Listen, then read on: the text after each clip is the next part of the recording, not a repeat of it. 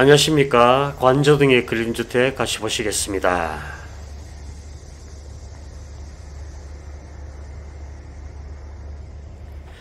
이쪽 관저동 쪽에 아파트가 많습니다.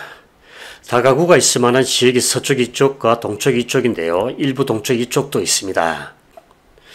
그런데 서쪽이 동쪽보다 공시지가 30% 비쌉니다. 그리고 다가구를 봤을 때 평균적인 평수가 큽니다. 따라서 수익성이 떨어지면서 경매 낙찰가율이 떨어집니다. 2024년부터 다가구 경매 실적이 5건 있는데 이쪽 서쪽에 3건이 있습니다. 전부 신축이지만 평수가 크기 때문에 60% 이하 2건이 있고 82% 있지만 단독 낙찰이었습니다. 그에 비해서 동쪽 같은 경우에 평수가 작은데요. 특히나 평수 작은 게 93%건이 있습니다. 본건은 93%건보다는 평수가 크지만 그래도 수익성이 좋습니다. 중반부에 5건 중에 4건 본건 비교하면서 본건에 대한 응찰가를 검토해 보도록 하겠습니다. 오늘 주택 위치 서대전 IC와 관전 해거리 멀지 않게 있고요. 상권 내에 있습니다. 그리고 2028년 트램 지나갑니다. 2022년 신축 엘리베이터 있습니다. 규모 적당한데 토지 90평, 건물 164평, 방 숫자 14개, 평수 다양합니다. 주례 평수 미투에 월세 600 가능합니다. 감정가 80%일 때 수익률 14%, 순수익 월 400 가능합니다. 수익성에 대해서는 후반에 말씀드리겠습니다. 현재 2차 최저가 감정가 대비 4억 3천 떨어진 10억입니다. 오늘 주택의 감정가 기준이 높진 않습니다. 매각기일 10월 28일입니다.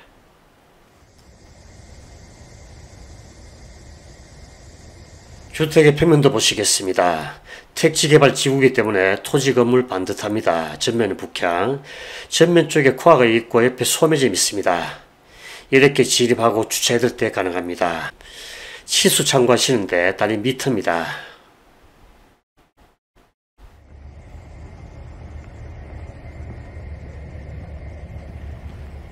건물의 전면 폭이 13m, 측면이 14m입니다.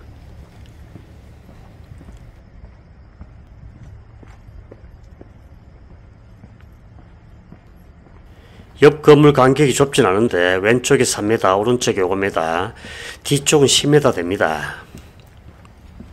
주차는 6대 부족합니다.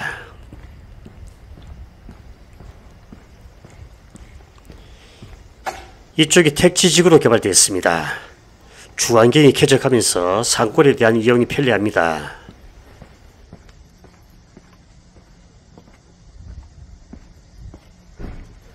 외벽은 석재와 일부 페인팅입니다.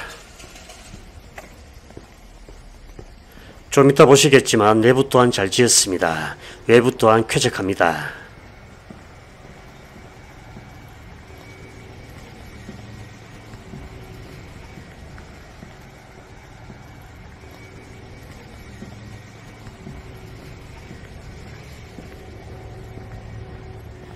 이 2층 3층 구조 같습니다. 5가구. 건물 전면 쪽에 미투가 있는데 조금 크고요. 옆에와 뒤쪽에 조금 작은 미투가 4개가 있습니다. 총 5개. 여기서 분홍 색깔 방이고 현관에 중문 설치가 되어 있습니다. 확장이 되어 있고 치수 참고하십시오. 내벽은 달과 벽지 상태 좋습니다.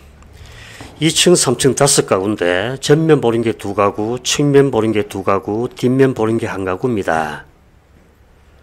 총 14개호인데 공실 없습니다. 임차권 등기하고 11가구 퇴강으로 보이고 표면상 3개 남아 있습니다. 많지는 않습니다.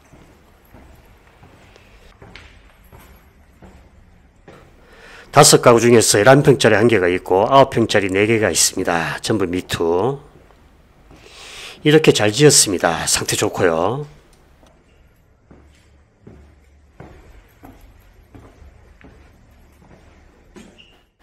마지막 4층은 3가구입니다. 밑에 층 비교했을 때 전면에 있는 미투는 같습니다. 나머지 미투 4개가 투룸과 3룸으로 바뀝니다. 그리고 3룸에는 다락방이 있습니다. 확장이 되어 있고 치수 참고하십시오.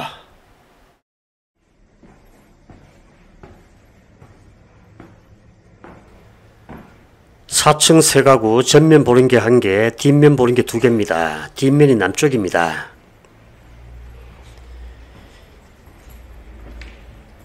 미투가 11평, 투룸이 15평, 쓰리룸이 21평과 다락이 있습니다. 오늘 주택 2022년식입니다. 외부 상태도 좋고 내부 상태 또한 좋습니다.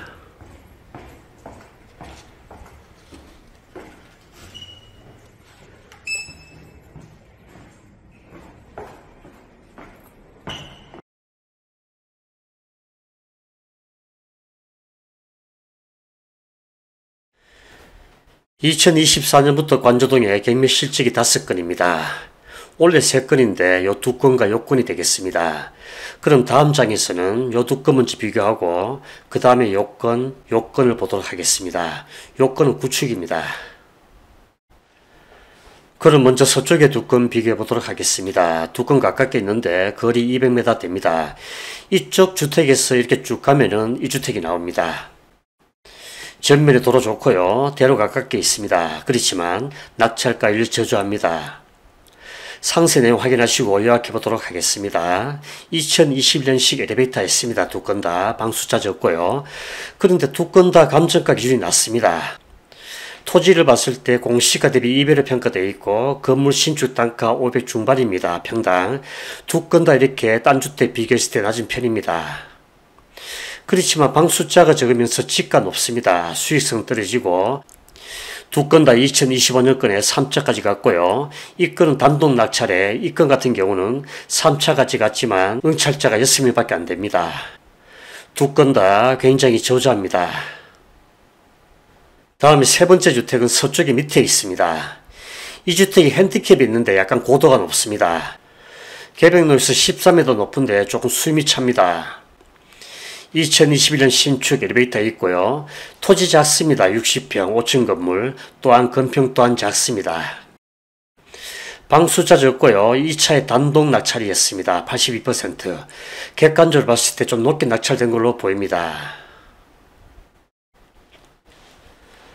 마지막 네 번째 건은 관저동의 동쪽 끝단부에 있습니다. 산 밑에 있기 때문에 공기는 좋습니다. 본건 비교했을 때 연시 5년도 무겁고 엘리베이터 없습니다. 본건이 개별성이 훨씬 좋습니다. 그리고 건평은 50평이나 작은데 방 숫자는 같습니다. 그만큼 수익성이 좋고요. 앞에 봤던 세 건 같은 경우에 감정가 기준이 낮습니다. 그런데 이 건 같은 경우에 더 낮습니다. 건물에 대한 신축 단가 460밖에 안 됩니다. 감정가가 낮고 방 숫자가 많기 때문에 수익성 좋고요. 2차 8명 응찰에 93%에 낙찰됐습니다. 그리고 93%일 때 수익률 14%나 됩니다. 그에 비해서 본건 같은 경우에 수익성 조금은 떨어집니다만 같은 93%일 때 10% 됩니다. 수익성 나쁘지 않고요. 입지 좋으면서 개별성 좋습니다. 결정하실 때 참고하시기 바랍니다. 다음 수익성입니다. 현세입자 임대료 낮지 않습니다. 여기에서 기준은 전세 미투 1억에 투룸 1억 2천 보겠습니다. 감정가 70% 확인하시고 80% 보겠습니다. 대출은 46% 정도 나오고 자기자본 투입액 3억 2천입니다. 월간 수익금액 380만원 낮지 않고 수익률 14%까지 나옵니다.